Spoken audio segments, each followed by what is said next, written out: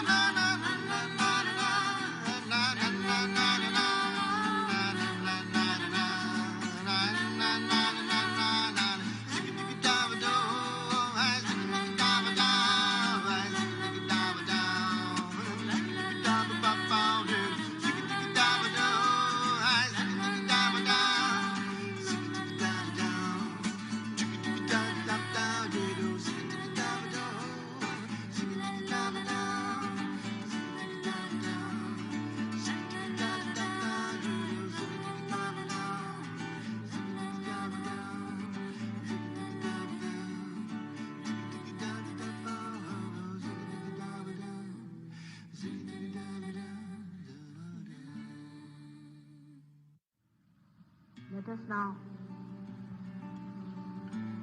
go to the state which is beyond words, beyond thoughts, into the realm of thoughtless awareness, where the divine is pouring its blessings.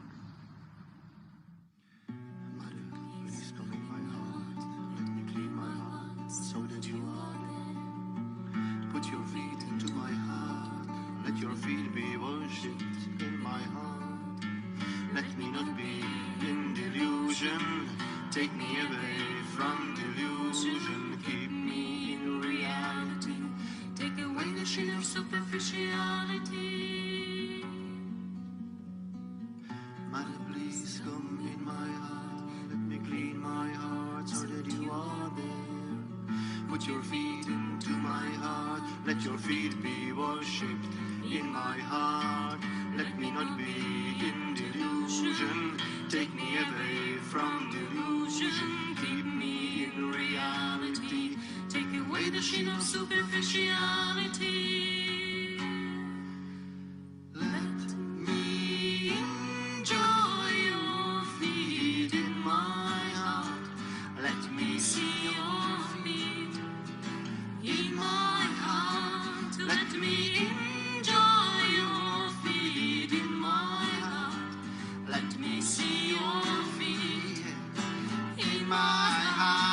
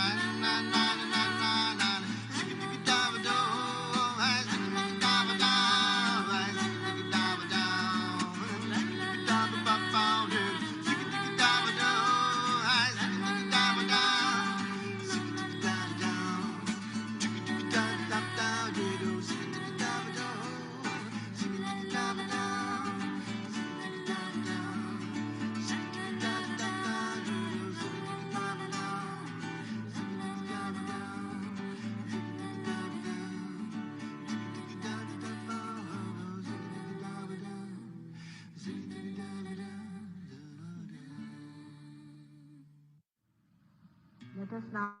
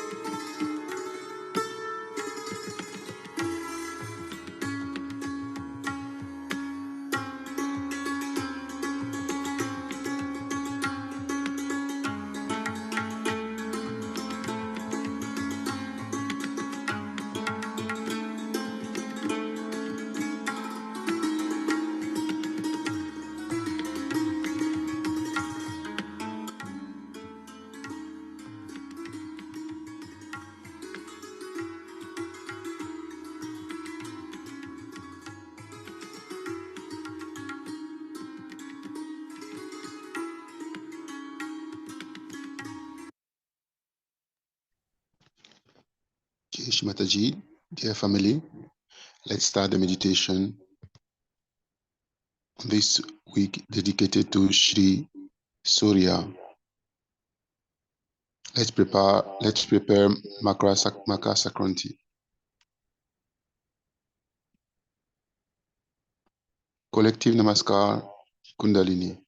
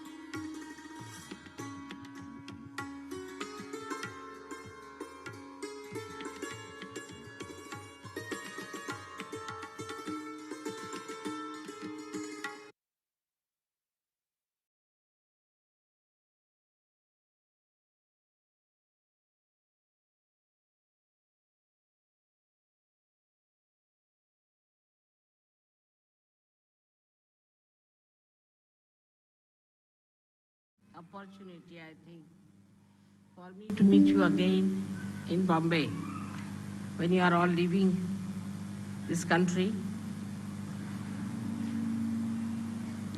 and this kind of a special type of a puja that we are having today.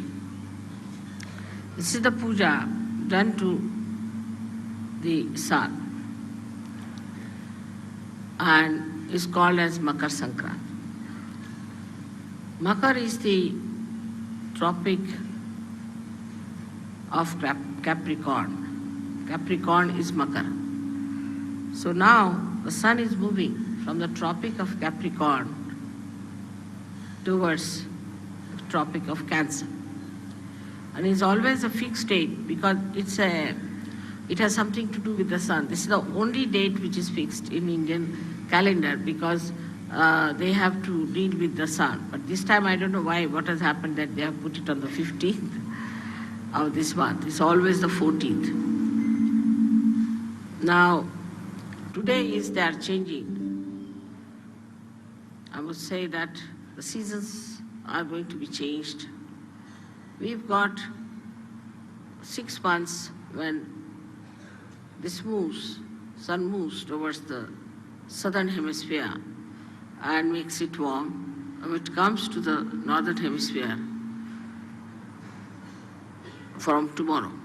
So today is the last day, which we say that is the day which is the coldest day, according to Indian understanding. After this, the heat will start growing, and we can do anything that is auspicious, any auspicious things can be done after this puja is over during the summertime. Though it's very hot in summer, still people want the sun to rule us and to give us warmth because of him only all the fields and all the vegetables, all the fruits, everything grows. And that's why when the 6 months the sun is not here, we call it a Sankrant, meaning a calamity in a way. That is when, of course, in the European countries or say in England or America, it is a calamity at that time when the sun is not there. But even here, it is regarded as a time. Today is the day that the end of the Sankrant, means the end of the calamity is over. And they give something sweet to eat, which is also mixed with sesame seeds. Because sesame seed is heat-giving, so today being the hottest day, coldest day, they want to give sesame seed. Also want you to retain the heat and to adjust yourself to the heat that's coming up. This is all thought of in a way, in a very gross level, on a very gross level, that we should keep the people warm enough. Also, it is said that the warmth of love should be expressed at this time for people because it's the coldest day. So they say that we give you this special thing for you to say something sweet, that is God God Bola, means you say something sweet to us. And the people who live in warm countries are sweeter people than the people who live in colder places. Because the nature is rather very unkind to them. I don't blame them for their temperament. Because the nature is one kind. In India, you can live anywhere. You can live under a tree, you can live in a forest, anywhere you can live quite happily, as long as there is water to drink and water to bathe. And there's not such a problem as we have to face in the other parts of the world, where if you have to go out of the house, you take about 15-20 minutes to dress yourself up. Here you just can walk out of the house, you can keep your houses open during the summertime, and there's no problem of any kind as far as the nature is concerned. Nature becomes very kind during summertime here because the trees are lush and a lot of greenery. People feel very happy during that time, and all the activity becomes more with the sun's energy. But in the West, as you have seen, that the sun is much less. Because of that, people keep more to their houses, to artificial heating or other heatings, and the doors are closed, the hearts are closed, and it's difficult for them to communicate with other people. As you go down south more, in your countries also, you'll find people are warmer, simpler, very hospitable. With the sun, you get the heart, which is very open heart and a kind of a inviting heart. Now, if you see on the Sahaja Yoga style, the sun line is the right side and the moon is the left side. On the moon line, one can desire but cannot act. Apart from that, on the moon line, if you go too far, it can be destructive. Because if you sit in the house doing nothing, and also these days there's unemployment, say for example, no work, then you start thinking too much.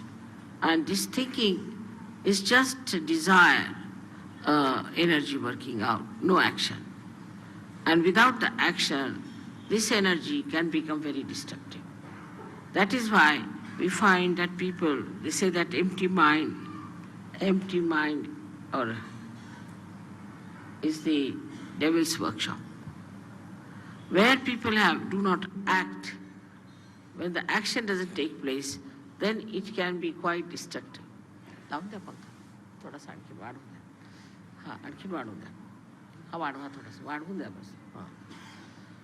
So the whole situation is different in a country which is warm and a country which is not warm. But in a country where it is very warm also, like Africa, there are complications due to too much of heat.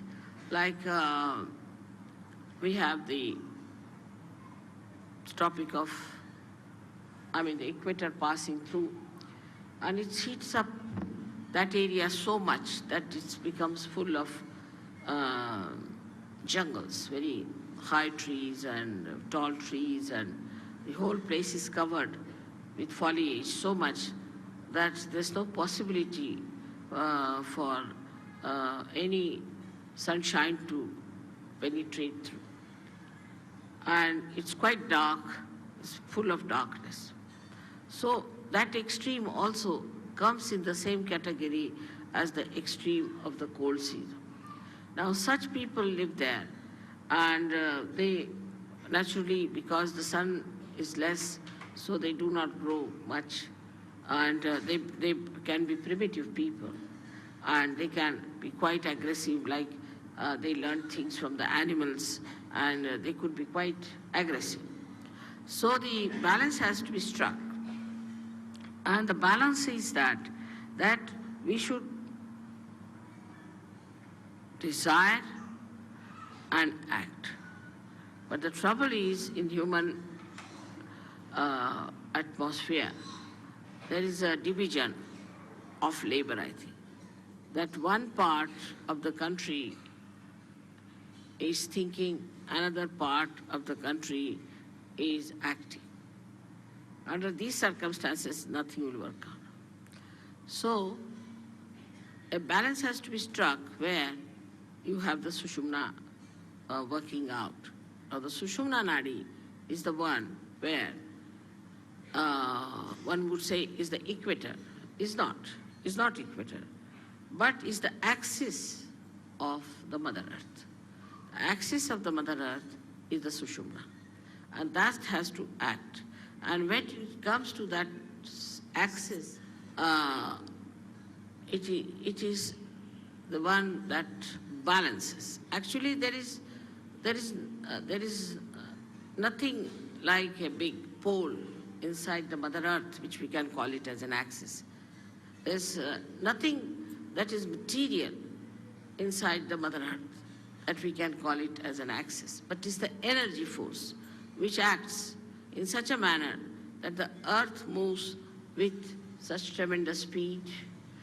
When the cosmos is all spread out so much, it not only moves, but it creates day and night for us, so that daytime we can work and nighttime we can sleep, to give us a balance. Only also it moves in such a manner around the sun that half of the countries get the sun during the summertime and half of them get it during the winter time.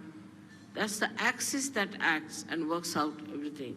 Apart from that, this axis keeps all the distances necessary from other planets and other moving bodies in the cosmos. This axis is the intelligence of the Mother Earth. It is not only the intelligence, but it is the fragrance, and apart from, it is the Sushumna Nadi, we can say, of the Mother Earth. Now, through this axis only, all these swayambhus and all these great happenings of earthquakes and all that takes place. This axis is the one which moves. It's an energy. We can call it axis as the energy. Moves the lava into different directions and pierces through different areas to create earthquakes and also to have ज्वालामुखी लगा English में volcanoes. And all these things happen because the axis has sense what is to be done. This axis is the one that loves us. Because of this axis, we have seasons. The seasons are created beautifully to give us different varieties of food and varieties of things. The heat of the Mother Earth, if it is lost, then we'll have nothing on this earth. It will be all frozen, and there will be all snow, and we'll have no food, nothing, and it will be like moon living here. Now it is being specially created. First, the Mother Earth, when it was created through the heat of the sun. So we can say that the sun is the father of the Mother Earth. Then she was brought very close to the moon. So it cooled down, absolutely it cooled down, it was all snow. Then it was brought closer to the sun and moved at a point where life could start working. And that's how the whole thing was organized beautifully to make life grow in that area. So when the life started growing, gradually we know that how the carbon was formed. Now the carbon is formed by the same axis because there's heat in the axis, the energy of heat that converts the plants into carbon. This carbon is later on forms the basis for, you can say, for the production of carbohydrates, you can say, or all organic matter. But to create life, we had to have another help, is the nitrogen. And this nitrogen was also, you'll be surprised to know, that was created by the same axis, by its movement. And when it created this nitrogen, the nitrogen gave us the amino acids.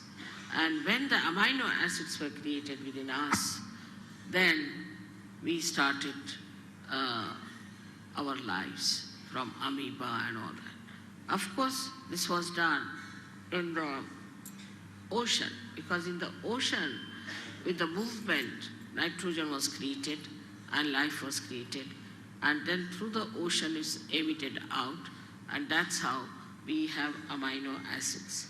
With the amino acids, the formation of amino acids gave us the combinations and permutations, different lives. So in the whole evolutionary process, the Mother Earth has played a very big part through her axis. In the same way, in human beings, the axis is the most important. That's the main principle of life we have got, is our axis. We have to stand on our axis. Those who do not stand on their axis, stand more towards the left or towards the left, are capable of complete destruction. Because either they will be destroyed by too much of right side or too much of left side. So our axis has to be properly dealt with. Now those people who do not have a proper axis can have problems of different chakras, of different kind of quality in a person. A person who stretches his axis too much, puts back his head like this, is a person who is very right-sided and creates problem with his ego. And the one who absolutely bends down, like a slavish person, also is a person who goes towards his destructiveness. Now there's a big problem between these two types of people, one trying to dominate another, and when they start dominating another person, they actually destroy themselves as well as destroy the ones whom they are dominating. For example, now, we have seen that we had Britishers who came here and ruled us. We have seen the French went and ruled some other people. Then there are Portuguese who went and ruled some other people. But everything that they did to dominate and all that has double reactions. First of all, by their domination, say, Indians became very slavish. Indians become, even today, they are extremely slavish, and they do not have that independent axis as they should have. Extremely slavish people they are. Especially I see in the West, I'm surprised when the Indians go from here. I find they are so very slavish. They try to sort of do all kinds of slavish acts to please the white-skinned people. the white skin became sort of a very adorable stuff in it. That added to the ego of the whites, added to the ego of the whites, and today you see what's happening is all that ego is destroying them. They're on the verge of destruction because of their ego. So it is so unnatural and it is so superficial. One has to understand that what is the best within a human being is his axis. And everybody has an axis, and one must respect the axis of every person. In Sahaja Yoga, I don't know you by your faces so much. I know you by your chakras, by your sushumna, what sort of a sushumna you have. If you have a deep sushumna, I know you as a deep person. If you have a superficial sushumna, I know you as a person with a very superficial type of a sushumna. And even if you make up something by sort of being very nice or good or talking about Sahaja Yoga or knowing too much about Sahaja Yoga and saying things which will baffle normally anyone as if you are masters of Sahaja Yoga, I know how deep you are. So the depth on the axis is more important than anything else. Your axis has to be very deep. Now you will say that, Mother, the axis is the same as it is. So how can it be deep? So in the axis, as you see, is made in human beings, is like a 3.5 coin paper-like thing. And the inside of it is the Brahmanadi. The Brahmanadi is a very, very small little, we can call a very, very hair-like thing, where only a hair like Kundalini can pass through. But when the person is deep, this Brahmanadi is bigger, and all the rest of them, which are coiled into each other, are smaller. While the people who are not deep, their outside, what you call the foldings, are bigger than the inside small thing. Now such people could be apparently very dynamic, may look very intelligent, may look very smart, may look to be very good looking, or whatever it may be, outwardly. But inwardly they are not deep. Inwardly, if they are deep, their whole attitude is beautiful. They are very joy-giving people. They are very joy-giving. And the more, if you meet a person of another kind, he may look joyous, he may try to give you joy, but the joy won't be really that deep. It would be like a joy killing. So it is important for us to make our axis deeper. And that is where we lack the proper assiduity, the proper effort we have to put in. Now some people have automatically very deep axis. And some people have very, very, what should you say, a very constricted type of the axis. This axis has to be grown. Now when you come for my puja and all that, I do expand it, I agree. But it is a temporary thing. To retain it at that point, one has to work at home, in the collective also. One has to work very much at home with meditation. But it should be done seriously. It should not be just a joke, to be frivolous, to be stupid. That's not the way. It should be done very seriously in the meaning that it is a devoted task you have taken. It's a meditative thing. It's a prayer to God. We can call it, it's a puja to God. Is to be done with that reverence. Because reverence is the key of achievement. If you have no reverence about yourself and no reverence of others, then it cannot be done. But first you must have reverence for your own life. What am I doing with my life? Where am I wasting it? Why should I waste it? Why should I be deep? After all, there must be some purpose of my life. Am I serving my purpose? Am I doing that? All these things, if they pop into your head, then you will understand it's very easy to fight out your ego. Because normally on small things people fight. I've seen that in Sahaja Yoga also, people fight on things like, it's so useless, absolutely useless. To me, it sounds stupid to even mention the way people fight over small things and quarrel.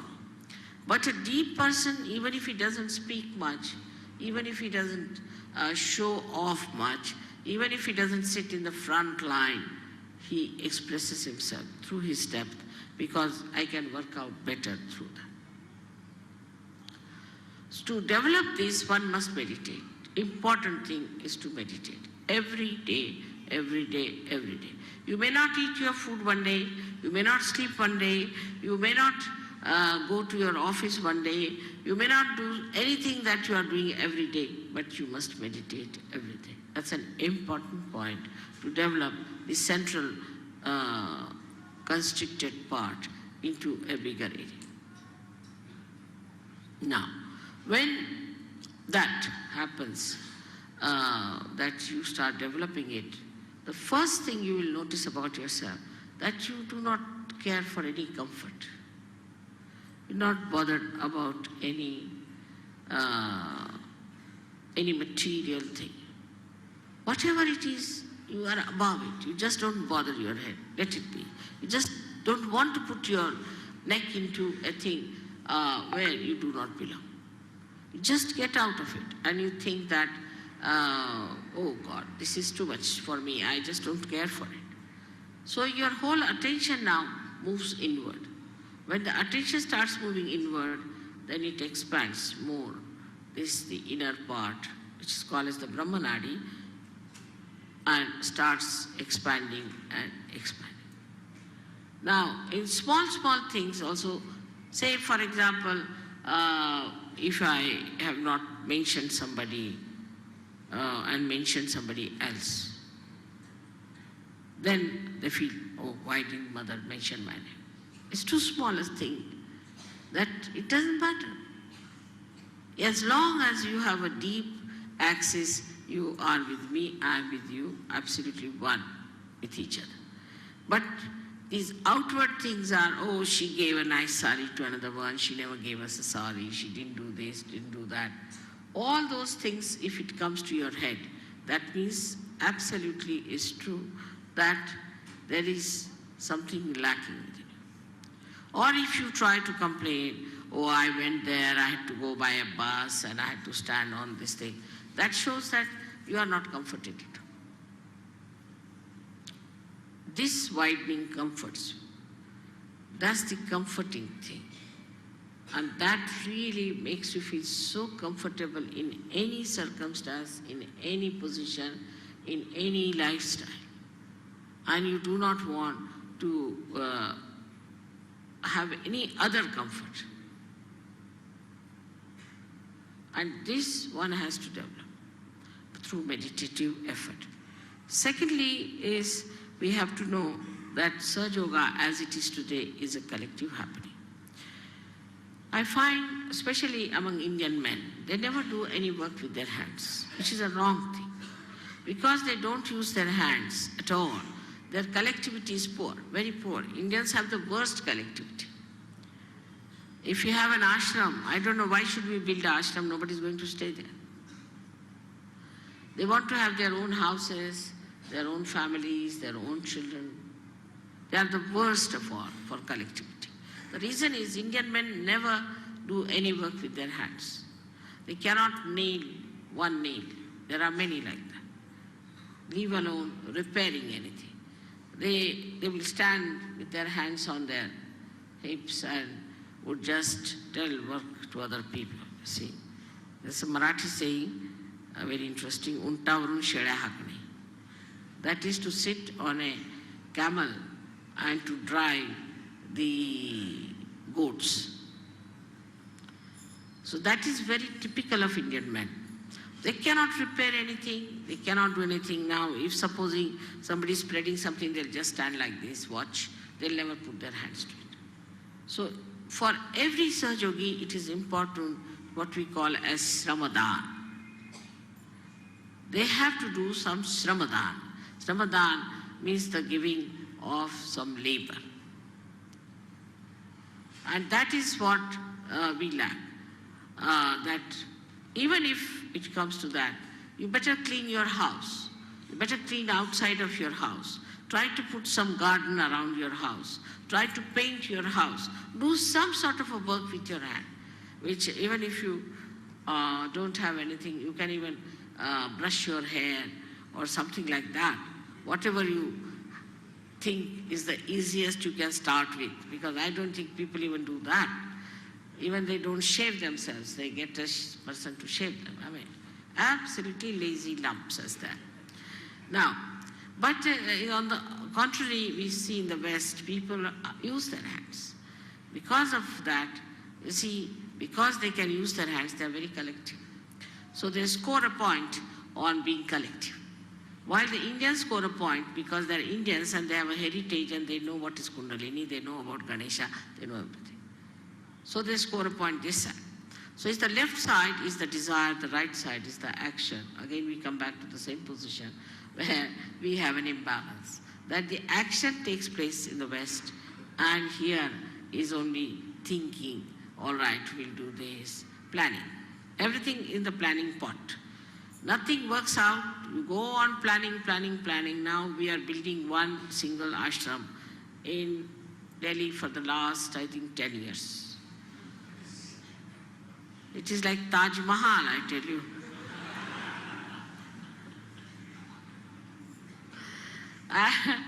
It's so difficult, you see, to understand why they have taken so much time, and it's not a very big place, nothing. But it is not only the Saj Yogis, but other factors also. Because everybody is like that. Everything is postponed. Everything is to be done tomorrow. We'll do tomorrow. Then one person will come, another person won't come. Like we used to have in the school, we would get a sum like that or something to solve. That see, there are one house was built. 3 persons came to work and 1 ran away. Then 2 persons came to work and 1 stayed and 2 ran away. And then 5 persons came to work and 2 persons ran away. So when will the house be finished? Never.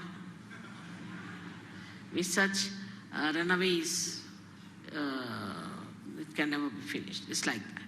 So this is where we lack collectivity. I was saying that all Indians must find out some place where they could go and plant something. Get hold of some sort of a place where they could go and plant some nice banyan trees, water it together, work it out together. Now the Indian women are that way better. They do a lot of work as far as the cooking is concerned and all that. But the other part is missing. The other part is intelligence. The other part is to think. Now, if all the time what they are thinking, oh, my husband likes this, I must cook this for him. And now, if the husband has to have, say, a lemon with his food. Now, there's no lemon in the house. This woman would run up and down all over the place to get the lemon for the husband. But otherwise, he will not eat the food. Doesn't matter. Once in a while, if he doesn't eat, it's all right. But the women will try, because you see, they must keep they understand one thing, that you must keep their palate all right. Then they are quite sensible in India. Because here, they are real tigers, all the husbands are like tigers. So you have to keep them feeding, otherwise, you see, God knows when the tiger will jump on you. The other way around, in England or America, I've seen, the husbands are just like goats and the women are like tigers.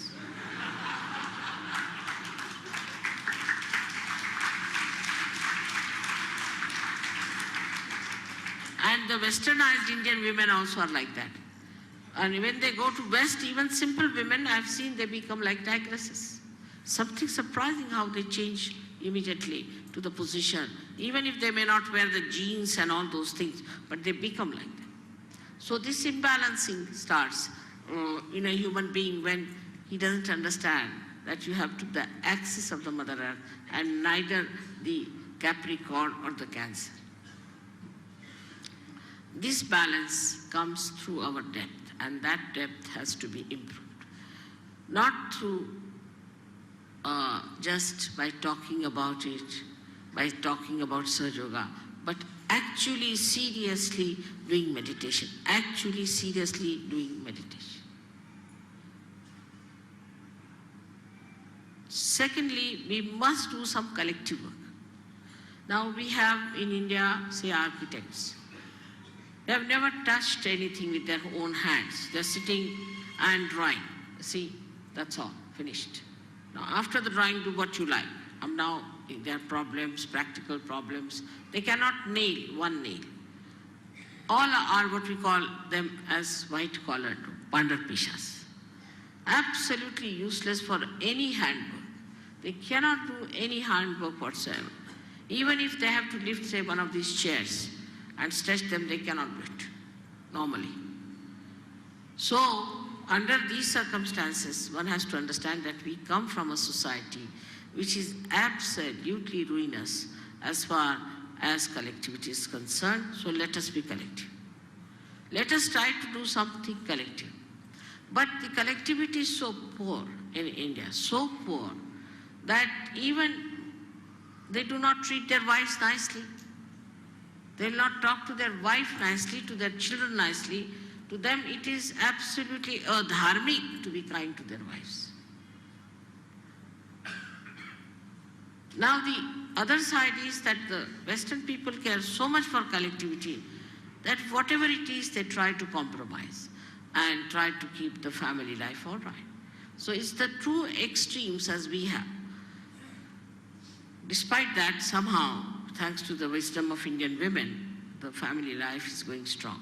But if you see such women, such men in England, I can tell you nobody will stand the nonsense that Indian men do to their women here. Absolutely. It cannot be forgiven the way they behave.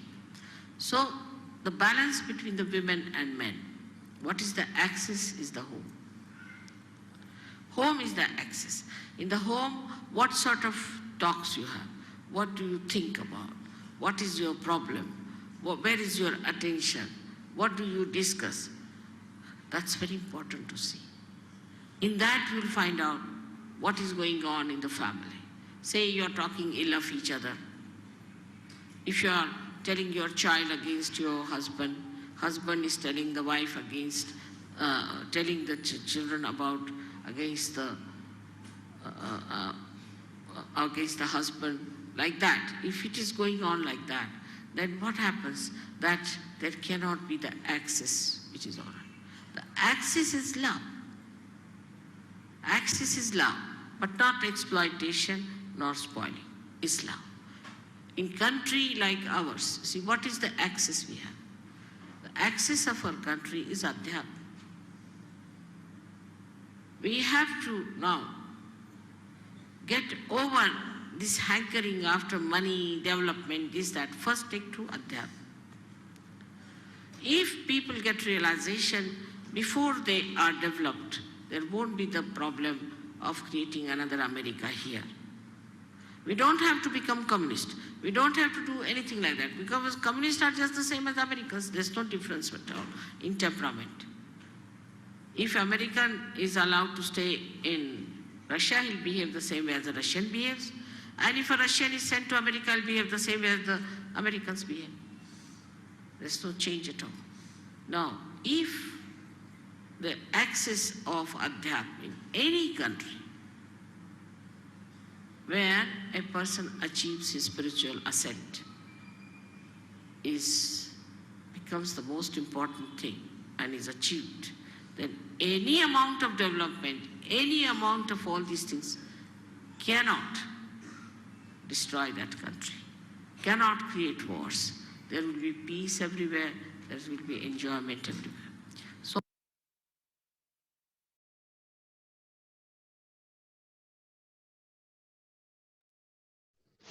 Sakshat Shri Adi Shakti Mataji Shri Nirmala Devi Namo Namaha. Let's put both our hands on the floor. Attention above Sahasrara. Let's collectively gather our attention in order to be that unique, collective, powerful force.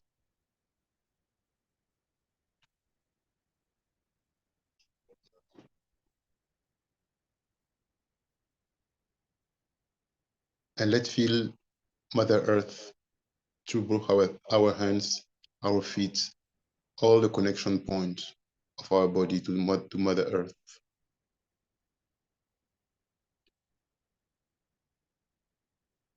And let's surrender to Mother Earth. All our baddhas, all our imbalances, everything that is preventing us to become deep, to become in thoughtless awareness, to become better people, better yogis.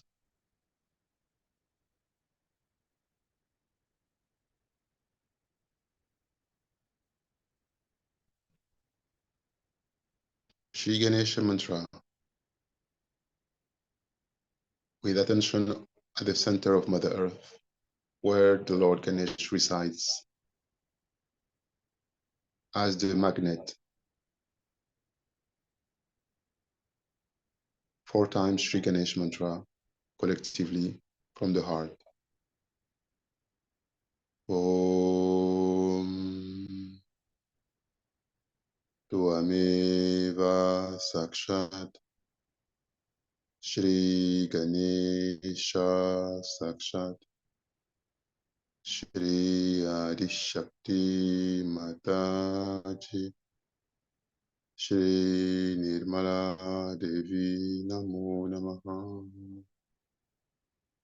Om Tuameva Sakshat Shri Ganesha Sakshat Shri Adishakti Mataji Shri Nirmala Devi Namo Namaha.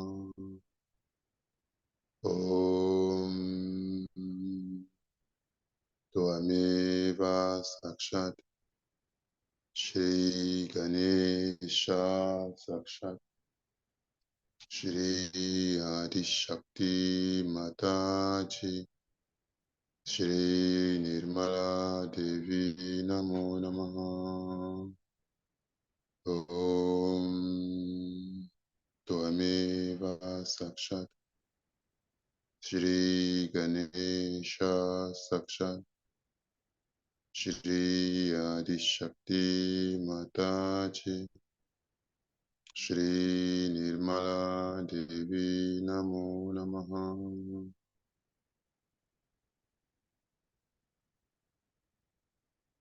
Let's say one time Shri Adibhumi Devi mantra. Om Tvameva Sakshat Shri Adibhumi Devi Sakshat Shri Adishakti Mataji Shri Nirmala Devi Namo Namaha. Let's collectively surrender and feel the powerful energy of Mother Earth absorbing all the imbalances in us collectively, and at the same time absorbing all the imbalances of all the yogis of the world, of all human beings. Let's be very collective so that our meditation is strong and powerful, and our collective desire manifests.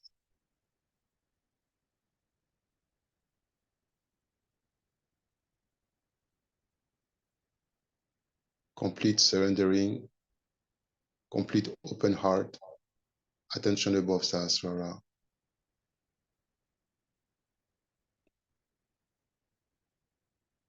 And let's be very collective.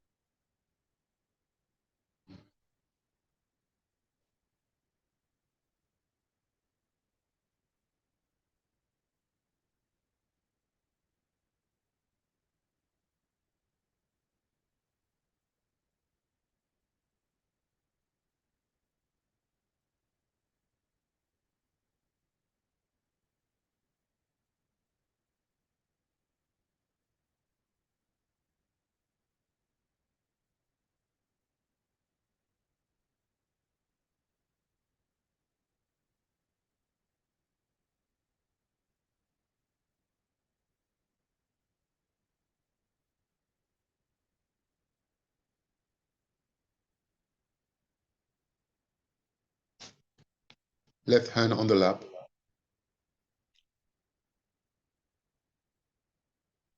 Let's say Ganesha Tarva Shirsha. Let our prayer resonate at the cosmic level. Om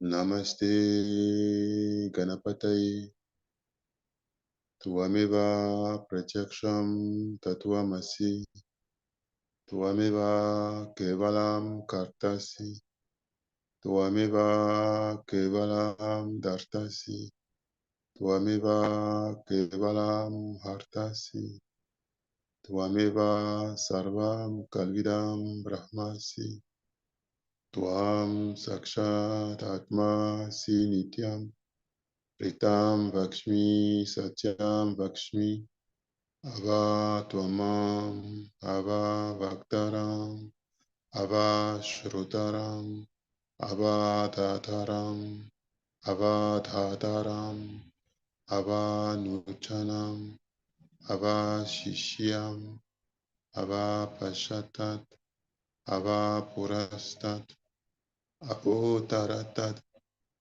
Ava Dakshinatat Ava Shorvatat Ava Daratat Sarvato Mam Pahi Pahi Samamtat Tvam Vang Mayas Tvam Shin Mayas Tvam Ananda Mayas Tvam Brahma Maya Tvam Satchit Ananda Dutyosi Tvam Pratyaksham Brahmasi Tvam Jnana Mayo Vijnana Mayusi Sarvam Jagadidam Tvato Jayate Sarvam Jagadidam Tvatasti Stati Sarvam Jagadidam Tvai Layami Shyati Sarvam Jagadidam Tvai Pratyeti Tvam Bhumi Rapo Nalo Nilo Naba Tvam Shatvari Vakpadani Tvam Gunatrayatita Tvam Dehatrayatita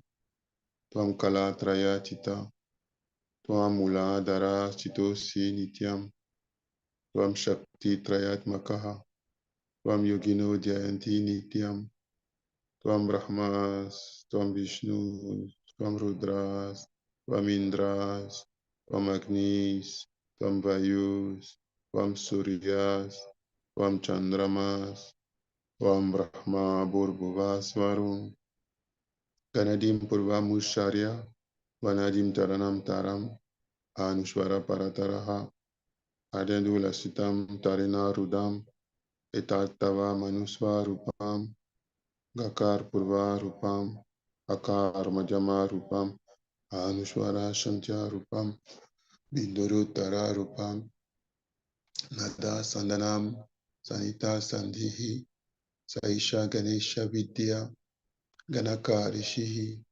Nishri Gayatri Chanda Ganapatir Devata Om Gam Ganapate Namaha Ekadantaya Vidmahe Akratundaya Dimahi Tanu Danti Prashodayat Kadantam Shaturastam Pashamukusha Darinam Pradamsha Varadamastai Vibranam Ushaktvasham Raktam Lambodaram Shurpakarnakam Raktavasasam Raktagandanu Liptangam Rakta Pushpahi Supujitam Raktanu Kampinam Devam Jagat Kanrama Ashutam Avir Bhutam Shashichadu Prakrute Purushat Param Evam Jayati Nityam Sa Yogi Yoginam Baraha Namo Varatapataye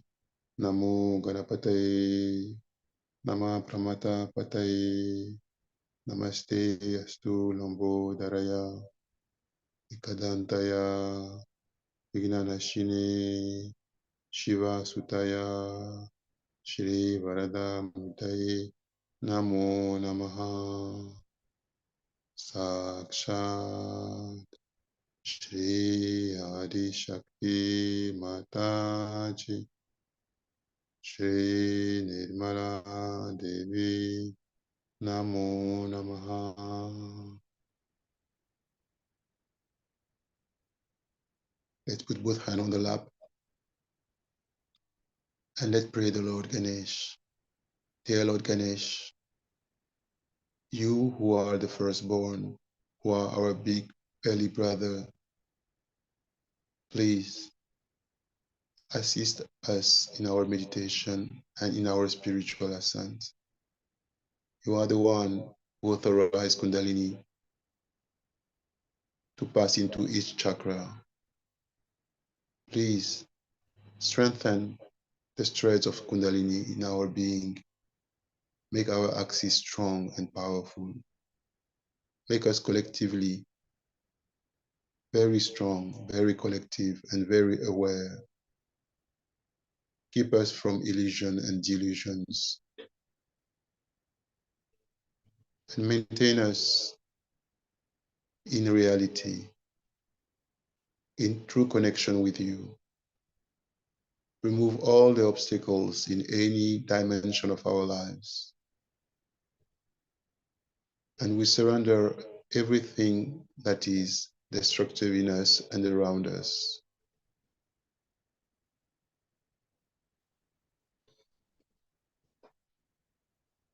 Jai Shri Ganesha, Jai Shri Mataji.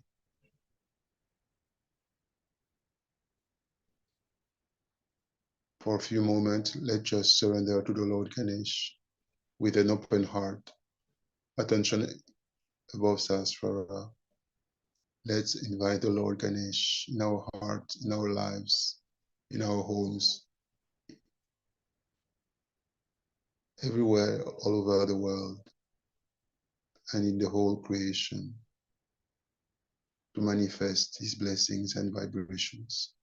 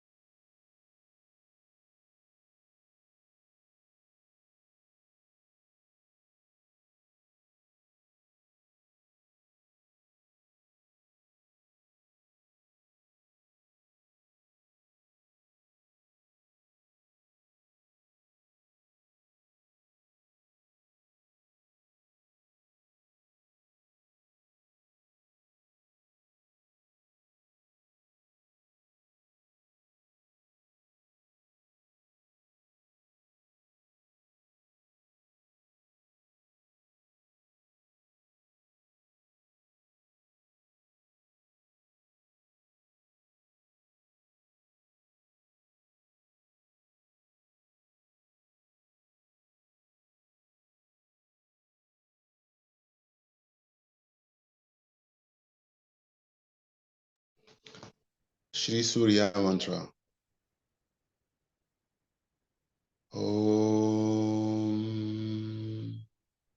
Tvameva Sakshat Shri Surya Sakshat Shri Adi Shakti Mataji Shri Nirmala Devi Namo. Om Tvameva Sakshat Shri Surya Sakshat Shri Adi Shakti Mataji Shri Nirmala Devi Namo Namaha. Om Tvameva Sakshat Shri Surya Sakshat Shri Adi Shakti Mataji Shri Nirmala Devi Namo Namaha.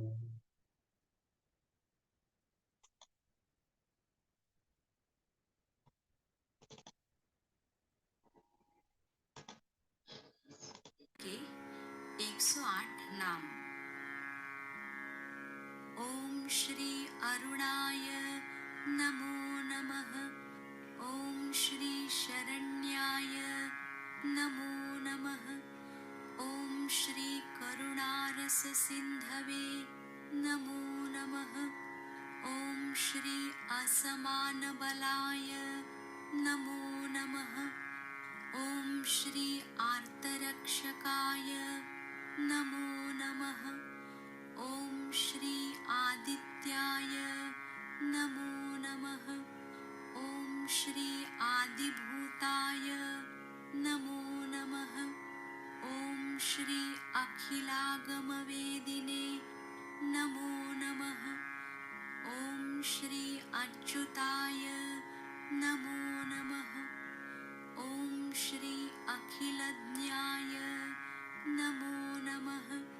ॐ श्री अनन्ताय नमो नमः। ॐ श्री इनाय नमो नमः। ॐ श्री विश्वरूपाय नमो नमः। ॐ श्री इज्जाय नमो नमः। ॐ श्री इन्द्राय नमो नमः। ॐ श्री भानवे नमो नमः। ॐ श्री इन्दिरामन्दिराप्ताय नमो नमः।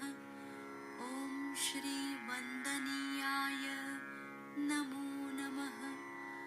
ॐ श्री ईशाय नमो नमः। ॐ श्री सुप्रसन्नाय नमो नमः। ॐ श्री सुशीलाय नमो नमः। ॐ श्री सुवर्चसे नमो नमः। ॐ श्री वसुप्रदाय नमो नमः। ॐ श्री वसवे नमो नमः। ॐ श्री वासुदेवाय नमो नमः। ॐ श्री उज्ज्वलाय नमो नमः। ॐ श्री उग्ररूपाय नमो नमः। ॐ श्री ऊर्ध्वगाय नमो नमः। ॐ श्री विवस्वते नमो नमः। ॐ श्री उद्यत्किरणजालाय नमो नमः। ॐ श्री ऋषिकेशाय नमो नमः। ॐ श्री ऊर्जस्वलाय नमो नमः। ॐ श्री वीराय नमो नमः। ॐ श्री निर्जराय नमो नमः। ॐ श्री जयाय नमो नमः। ॐ श्री ऊरुद्वया भावरूपयुक्तसारथये नमो नमः। ॐ श्री ऋषिवन्द्याय नमो नमः। ॐ श्री ऋग्घन्त्रे नमो नमः। ॐ श्री वृक्षचक्रचराय नमो नमः। ॐ श्री ऋजुस्वभावचित्ताय नमो नमः। ॐ श्री नित्यस्तुताय नमो नमः। ॐ श्री ऋकारमात्रकावर्णरूपाय नमो नमः। ॐ श्री उज्ज्वलतेजसे नमो नमः। ॐ श्री वृक्षाधिनाथमित्राय नमो नमः। ॐ श्री पुष्कराक्षाय नमो नमः। ॐ श्री लुप्तदन्ताय नमो नमः। ॐ श्री शान्ताय नमो नमः। ॐ श्री कान्तिदाय नमो नमः। ॐ श्री घनाय नमो नमः। ॐ श्री कनत्कनकभूषाय नमो नमः। ॐ श्री खद्योताय नमो नमः। ॐ श्री लोनिताखिलदैत्याय नमो नमः। ॐ श्री सत्यानन्दस्वरूपिणे नमो नमः। ॐ श्री अपवर्गप्रदाय नमो नमः। ॐ श्री आर्तशरण्याय नमो नमः। ॐ श्री एकाकिने नमो नमः। ॐ श्री भगवते नमो नमः। ॐ श्री सृष्टिस्थित्यन्तकारिणे नमो नमः। ॐ श्री गुणात्मने नमो नमः। ॐ श्री गृणिभृते नमो नमः। ॐ श्री बृहते नमो नमः। ॐ श्री ब्रह्मणे नमो नमः। ॐ श्री ऐश्वर्यदाय नमो नमः। ॐ श्री शर्वाय नमो नमः। ॐ श्री हरिदश्वाय नमो नमः। ॐ श्री शौरये नमो नमः। ॐ श्री दशदिक्सम्प्रकाशाय नमो नमः। ॐ श्री भक्तवश्याय नमो नमः। ॐ श्री ओजस्कराय नमो नमः। ॐ श्री जैने नमो नमः।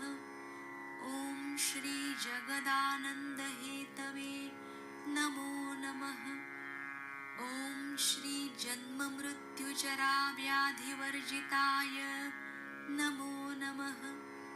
ॐ श्री उच्चस्थानसमारूढरथस्थाय नमो नमः। ॐ श्री असुरारये नमो नमः। ॐ श्री कमनीयकराय नमो नमः। ॐ श्री अब्जवल्लभाय नमो नमः। ॐ श्री अन्तर्बहिप्रकाशाय नमो नमः।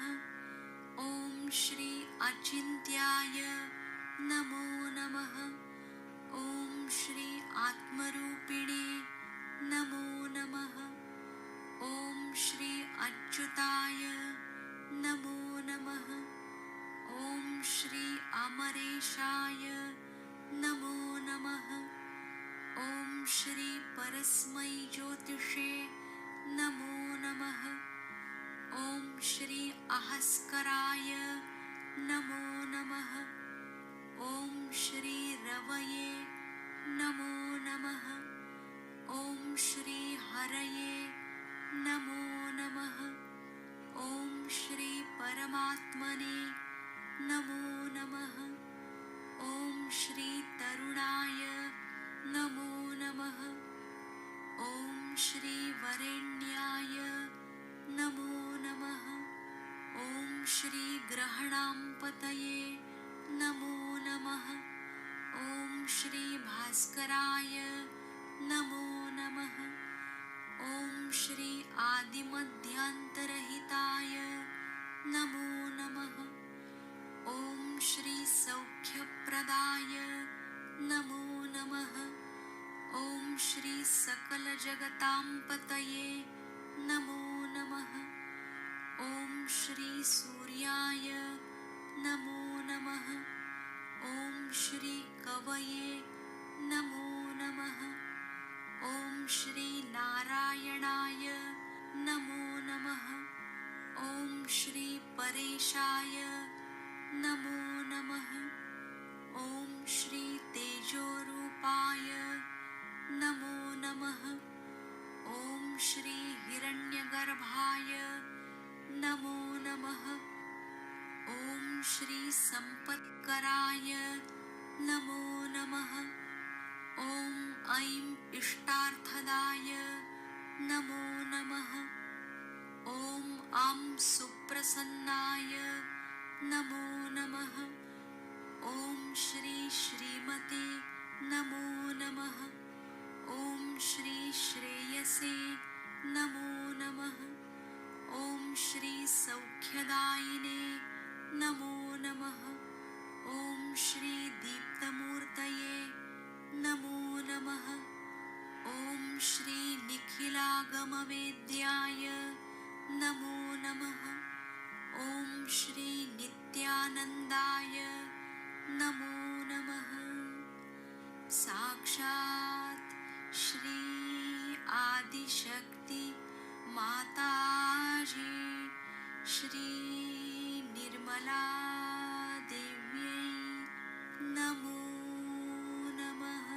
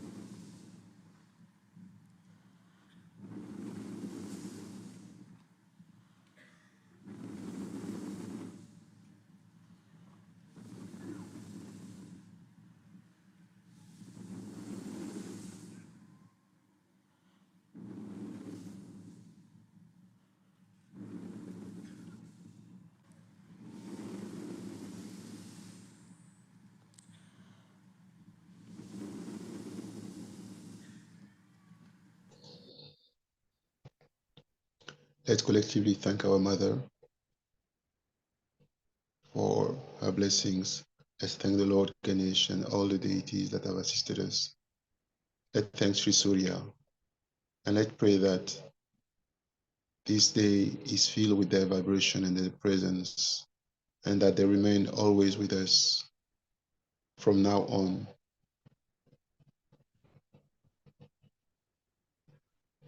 Namaskar,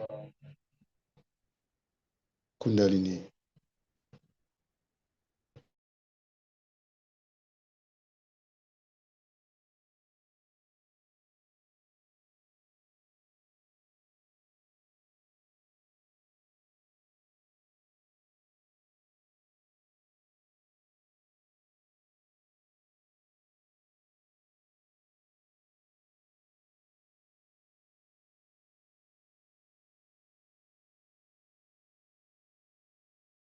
Let us now move to the state which is beyond words, beyond thoughts, into the realm of thoughtless awareness, where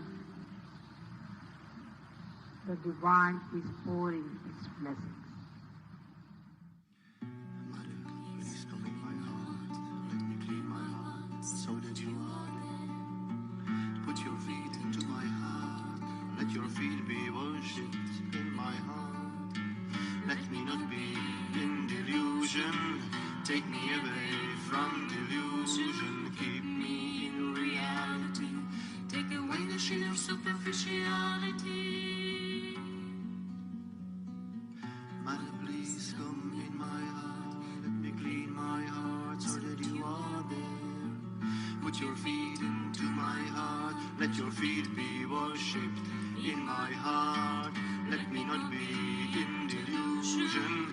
Take me away from delusion. Keep me in reality. Take away the sheen of superficiality. Let me enjoy your feet in my heart. Let me see your feet in my heart. Let me enjoy your feet in my heart. Let me see your feet in my heart.